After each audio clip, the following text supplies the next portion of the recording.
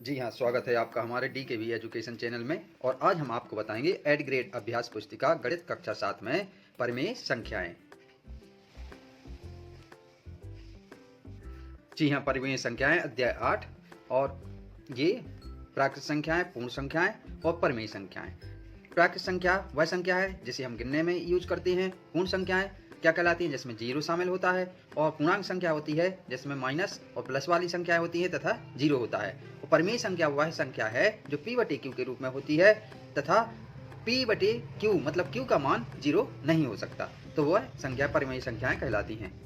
अब हम आपको क्वेश्चनों की तरफ ले चलते हैं। तो सबसे पहले क्वेश्चन करने के पहले हम आपसे यह कहना चाहते हैं कि यदि आपने हमारे चैनल को सब्सक्राइब नहीं किया है तो कृपया चैनल को सब्सक्राइब कर दें और बेल आइकन को प्रेस कर दें ताकि हमारे आने वाली वीडियो का नोटिफिकेशन आपको मिलता रहे। तो क्वेश्चन नंबर 1 है, परिमेय संख्या P/Q में Q का मान नहीं हो सकता। जैसा कि हमने आपसे पहले बताया कि Q का मान कभी जीरो नहीं हो सकता। P मतलब अंश और Q होता है हर का मान कभी भी मान, इसका परिमेय संख्या में हर का मान कभी जीरो नहीं हो सकता। तो ऑप्शन नंबर ए अपना सही है, जीरो। और ए वाले गोले को भर देते हैं, यहाँ ए जीरो लिख देते हैं। अगला क्वेश्चन है, ऋण 3/4 की समतुल्य परिमेय संख्या नहीं है। तो ऋण 3/4 की समतुल्य परिमेय संख्या, इसमें देखेंगे आप कि जैसे ऋण 6/8 लिखा है, तो यदि इसको काटेंगे तो 3/4 आ जाएगा ऋण का। तो ये क्या है? इसकी समतुल्य परिमेय संख्या है। इसको भी यदि काटेंगे तो ये भी 3/4 आ जाएगा। और ये 3/4 है ही, क्योंकि ऊपर यदि चिन्ह इसके ऊपर लगा सकते हैं तो ऋण का 3/4 हो जाएगा। लेकिन डी है जो ऋण का 1/2 है, तो यह इसकी समतुल्य परिमेय संख्या नहीं है। तो ऑप्शन नंबर अपना डी सही होगा। डी में ये ऑप्शन नंबर क्या होगा? डी सही होगा। और डी वाले गोले को भर देते हैं, यहाँ डी ऋण 1/2 लिख देते हैं। अब अगला क्वेश्चन है, क्वेश्चन नंबर 3 कि दो परिमेय संख्याओं के बीच परिमेय संख्याएं होती हैं। तो दो परिमेय संख्याएं हैं, उनके बीच में कितनी परिमेय संख्याएं हो सकती हैं? तो उनके बीच में अनंत संख्याएं या असीमित संख्याएं होती हैं। न एक होती है, न 5, न 10, बल्कि असीमित संख्याएं होती हैं, उनका कोई ओर छोड़ नहीं होता। तो ये ऑप्शन नंबर अपना डी सही हैगा और डी असीमित लिख देंगे, यहाँ डी नंबर गोले को भर देंगे। अब अगला क्वेश्चन है, क्वेश्चन नंबर 4, रेहाना किसी स्थान ए से पूर्व दिशा में एक सही 3/4 किलोमीटर चलती है तथा फिर वहां से पश्चिम दिशा में एक सही 1/2 किलोमीटर चलती है, तो उसकी ए से दूरी होगी। मान लो ये पूर्व पश्चिम ऐसा होता है कि ये ईस्ट, वेस्ट, नॉर्थ, साउथ। तो क्या है? रेहाना सबसे पहले एक सही 1/3 किलोमीटर एक चलती है। ये मान लो एक स्थान ए है, यहाँ से पूर्व दिशा में एक सही 3/4 किलोमीटर चलती है तथा फिर वहां से पश्चिम दिशा में, तो पश्चिम ये है, यहाँ तक चली वो, और फिर यहाँ से फिर पश्चिम दिशा में मान लो यहाँ तक वो फिर चली एक सही 1/2 किलोमीटर। तो क्या हो जाएगा? 4 एकम 4 और 3 7/4 हो जाएगा। और 2 एकम 2 और 1 3/2 हो जाएगा। तो क्या है? यहाँ तक चली हो, यहाँ से वापस आ गई, तो इतनी दूरी बताना है। तो इसमें से ये घटा देंगे तो आ जाएगा, जैसे ये आ जाएगा लघुत्तम 4, ये 7 ऋण 3 दूनी 6, तो ये आ जाएगा 1/2। कितना आ जाएगा? ये 7/4, इसका मान क्या हो जाएगा? 7/4। और ये हो जाएगा एक सही 1/2 किलोमीटर, मतलब 3/2 किलोमीटर। तो इनको हल करेंगे तो ये 4 लघुत्तम आ गया, ये 7 ऋण 2 दूनी 4 और यहाँ 2 तिया 6, तो ये 7 में से 6 जाएगा 1/2। तो यहाँ कौन सा? और 1/4, सॉरी, क्या आ जाएगा यहाँ? 1/4। तो ये 1/4 किलोमीटर चलती है। तो अपना ऑप्शन नंबर सी सही होगा, 1/4 किलोमीटर। सी 1/4 किलोमीटर लिख देंगे यहाँ और सी नंबर के गोले को भर देंगे। अब अगला क्वेश्चन है 5वां, 5/2 मीटर लंबाई वाले कपड़े में से 1/2 मीटर लंबाई के कितने टुकड़े किए जा सकते हैं? तो 5/2 मीटर लंबाई वाले कपड़े में से 1/2 मीटर लंबाई के कितने टुकड़े किए जा सकते हैं? तो कितने टुकड़े किए जा सकते हैं? 5 टुकड़े किए जा सकते हैं। तो यहाँ लिख देंगे ऑप्शन नंबर ए सही होगा अपना, और ए वाले गोले को भर देंगे, यहाँ लिख देंगे ए 5। अब क्वेश्चन नंबर 6 है, गुणनफल ज्ञात कीजिए। तो ये ऋण 6/5 गुणित 9/11। तो पहला है, और दूसरा 12 नंबर है 3/5 गुणित ऋण 5/3। तो सबसे पहले आ नंबर को हल करेंगे तो ऋण 6/5 गुणित 9/11 लिख देंगे। अब इनका आपस में गुणा कर देंगे, 9 छक्के 54 कै का ऋण का और 11 अपना 55, तो ये आ जाएगा 54/55। तो अपना आंसर यही होगा। अब अगला क्वेश्चन है बामा कि 3/ऋण 5 गुणित ऋण 5/3। अब क्या करेंगे, 5 3 15 और 5 3 15। यहाँ ऋण का 15/ऋण का 15, 15 से 15 कट गया, ऋण से ऋण कट गया, तो क्या बचा 1, क्या बचा 1/1, तो आंसर होगा अपना 1। तो यही अपना आंसर हो जाएगा और इस प्रकार से 12 नंबर को हल कर लेंगे। अब क्वेश्चन नंबर 7वां है कि ऋण 3 एवं ऋण 2 के बीच 3 परिमेय संख्याएं लिखिए। तो ऋण 3 और एवं ऋण 2 के बीच 3 परिमेय संख्या लिखना है। तो क्या करेंगे, इसके लिए पहली संख्या क्या निकालेंगे कि ऋण 3 और ऋण 2 को जोड़ देंगे और 2 का भाग दे देंगे, तो एक संख्या इनके बीच की आ जाएगी। अब ऋण 5/2 इनके बीच में आ गई, ऋण 2 और ऋण 3 एवं ऋण 2 के बीच की संख्या ऋण 5/2 गए। अब ऋण 3 और ऋण 5/2 के बीच में भी एक संख्या निकाल लेंगे, तो ऋण 3 धन ऋण 5/2/2, तो ऋण 3/2 आ जाएगा और धन का ऋण 5/4। अब ये आ जाएगा ऋण 3 क्या है, इनमें भाग हो जाएगा 2 का, इसमें 2 का भाग, इसमें 2 का भाग होगा, तो 2 दूनी 4 हो जाएगा, इसमें /2 आ जाएगा। तो इनको हल कर लेंगे तो ऋण 6/6, 4 लघुत्तम आ जाएगा, तो ये आ जाएगा ऋण 6 और ऋण 5/4। तो ये आ जाएगा ऋण 6 और ऋण 5 हो जाएगा ऋण का 11/4। ये आ जाएगी अपनी दूसरी संख्या। अब ये दूसरी संख्या आ गई। अब इसी प्रकार ऋण 5/2 और ऋण 2 के बीच में भी एक संख्या निकाल लेंगे, तो ऋण 5/2 धन ऋण 2 बराबर ऋण 5/4 धन ऋण 2/2। तो ये 4 लघुत्तम आ जाएगा, ऋण 5 ऋण 4/4, ऋण 5 और ऋण 4 क्या हो जाता है, ऋण 9/4। तो ये इस प्रकार से ये तीसरी संख्या आ गई। अतः ऋण 3 एवं ऋण 2 के बीच 3 परिमेय संख्याएं ऋण 5/2, ऋण 11/4 और ऋण 9/4 होंगी। यही अपना आंसर हो जाएगा। अगला क्वेश्चन है ऋण 2/13 भागे 1/4 का मान ज्ञात कीजिए। तो ऋण 2/13 भागे 1/4 बराबर ऋण 2/13 और भाग का चिन्ह है। यदि इसमें हमने बताया था आपसे पहले, यदि भाग का चिन्ह हो, यदि इसको हल करना है तो इसमें गुणा लगा देते हैं और संख्या पलट देते हैं। तो ऋण 2/13 गुणित 4/1, 1/4 था तो गुणा का निशान लगा दिया, तो 4/1 हो जाएगा। ये गुणा हो जाएगा आपस में, 4 दूनी 8 और 13 एकम 13, तो ऋण का 8/13, यही अपना आंसर हो जाएगा। अब क्वेश्चन नंबर 9वां है 5/3 के समतुल्य 4 परिमेय संख्याएं लिखिए। तो 5/3 की 4 समतुल्य भिन्न निम्न होंगी या परिमेय संख्याएं निम्न होंगी। तो 5/3 में सबसे पहले 2 का गुणा और 2 का भाग देते हैं, तो क्या आ जाता है 10/6। तो ये पहली परिमेय संख्या आ गई। अब दूसरी बार 5/3 में 3 का गुणा करेंगे और 3 का भाग, तो 5 3 15 और 3 3 9, तो ये आ जाएगी दूसरी परिमेय संख्या है, दूसरी भिन्न। इसी प्रकार से 5/3 में 4 का भाग और 4 का गुणा, 4 का गुणा और 4 का भाग कर देंगे, तो ये आ जाएगा 20/12। तो ये अपनी तीसरी संख्या आ जाती है। अब 5/3 में अब 5 का गुणा कर देंगे, तो 5 25 और 5 3 15, तो 25/15। तो 5/3 की समतुल्य भिन्न या परिमेय संख्या क्या होगी, 10/6, 15/9, 20/12 और 25/15। यही अपना आंसर हो जाएगा।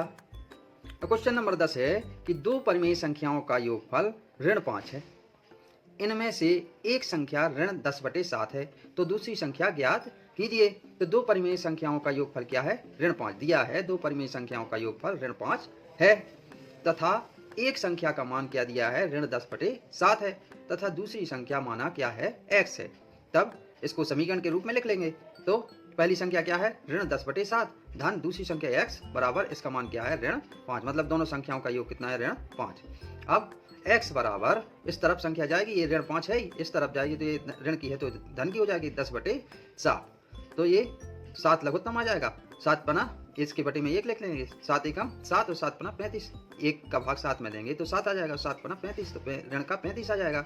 धन 7 एकम 7, 1 आ जाएगा, 10 एकम 10। तो ये 35 ऋण का है और 10 क्या का है, धन का है। तो 35 में से ये घट जाएगा तो आ जाएगा ऋण का 20। ऋण का कितना आ जाएगा,